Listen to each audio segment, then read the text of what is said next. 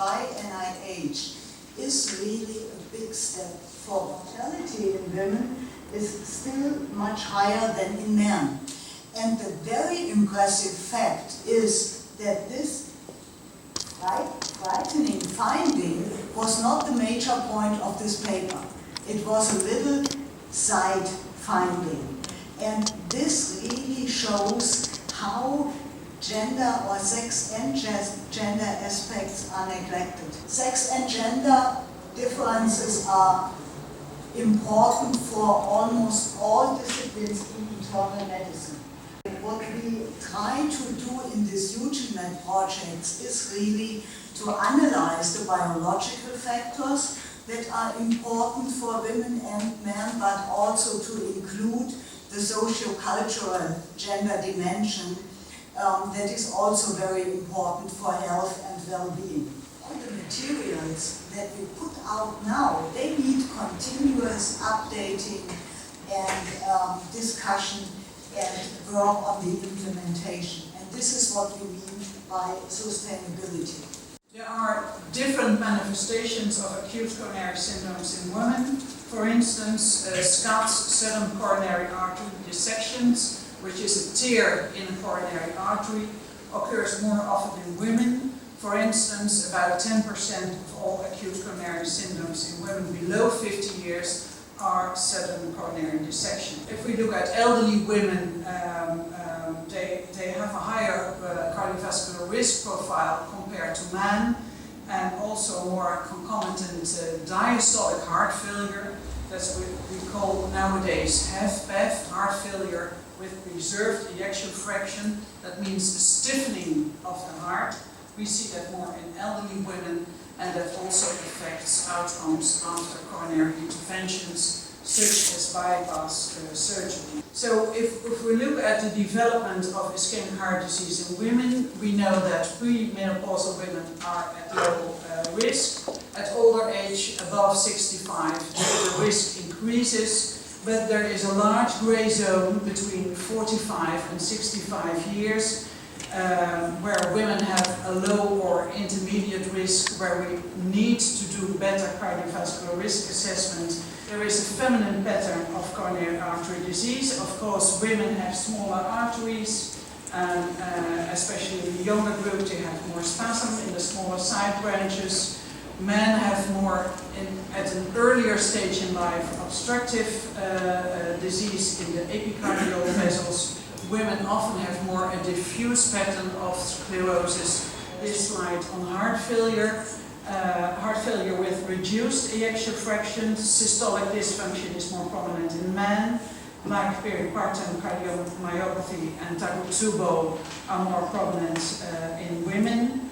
So if we look at valvular heart disease, we know that women have less calcification, not only in the vessels but also in the annulus in the heart itself, with comparable severity of aortic stenosis. And we know that women adapt better to aortic stenosis with their left ventricular remodeling than men do, so this is an advantage for women. And you can see that the transcatheter approach for aortic replacement is in fact better in females with less complications, but they may have more bleeding, but the prognosis is better in females compared to men. What should we do in cardiovascular disease? We need a lot of things. We need support from the government. And we just handed, in the Netherlands, we handed a report to our minister where we advised to do more, to get more money for research and also for female heart patients. We need more awareness programs for patients. There should also, other care workers in care, like nurses, should be more involved in gender differences in treatment and care. We need more interaction with gynecologists, rheumatologists, pulmonologists, etc. So many diseases overlap when we get older. And we need more better trials and statistical tools for gender-specific assessments, etc. And also in the guidelines, we now know that the guidelines In many cases, they lack any gender-specific recommendations, and in fact, in every guideline of the European Society of Cardiology and also in the US, the gender and sex issues should be taken into account. Descriptive reports of gender differences in drug use are very frequent, but some of them are not true. Like the rumor that women have more side effects by statins. I thought so myself, because I have mostly women patients and they always complain about this. But we have scanned all the databases and the literature, and there is no evidence that women have more side effects from statins, like muscle pain and things like that. Sex can affect pharmacokinetics, pharmacodynamics, and side effects of drugs. Background to this website that we are, and the data bank that we are building, and it's called janusinfo.se.genus. And it's going to be in English totally in August. It's already now half in English, so you can read some of it in English also. And this is used by Swedish doctors and nurses who prescribing drugs.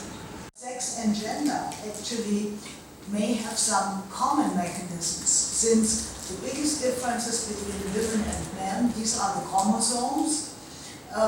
That's where we are all different, and these are the sex hormones. So maybe it's a more efficient approach that we start to analyze that some common mechanisms of sex and gender differences.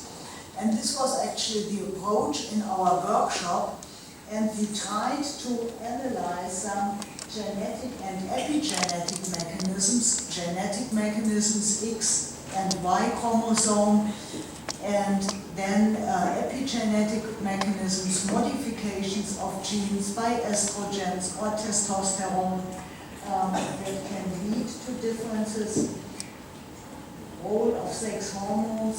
We were interested in some translational approaches. Are there some possibilities to bring these basic research approaches into the clinic? It would be very interesting to know if protective effects are transmitted by a chromosome or by a sex hormone.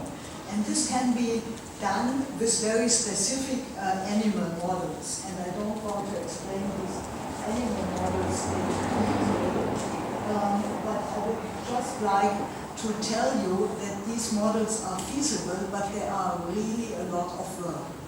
And this is one reason that we do need funding for and calls for sex and gender research projects that develop such models and really go forward and ask for these models and support these models, because no one will just develop them if he does or she does not have money.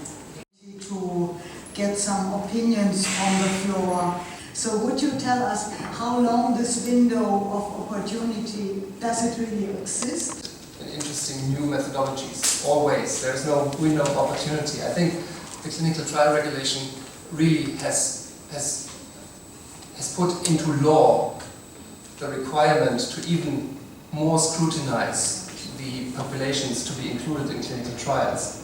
But we are very much interested in working with all of you in improving and developing tools to better generate or collect data, especially post-approval. We do need not only to meet and to make good plans, but also to communicate. And I would like to give the opportunity to Marek Klesermann to tell us a little bit about opportunities that maybe that are important for him. Well, I kind of indicated that this morning, this has been also come up again and again, that we are a small group of individuals interested in gender and sex-specific medicine, and there are probably more organizations than individuals in those organizations. And we have had too much time for that to talk, what are we actually teaching in gender and sex-specific medicine. Now, in my view, gender and sex-specific medicine is nothing more, nothing less than a quality improvement in medicine. That's what it is, actually. Our customers, somebody who should be involved in gender and sex-specific medicine is an academic, or even not necessarily, but let's say an academic individual who treats women and men. And this can be a doctor, this can be a nurse, this can be a psychologist, this can be a physiotherapist, and everybody. These should be our customers. And when Vera talked about this congress in Berlin, and we have to admit, we have to struggle for congresses like that. Because there's so many possibilities to go to congresses, we could all start working and go from one meeting to the other. But we should regard this as a central effort to reach as many as possible really stakeholders. And stakeholders, it's easy to convince, are not only students and residents,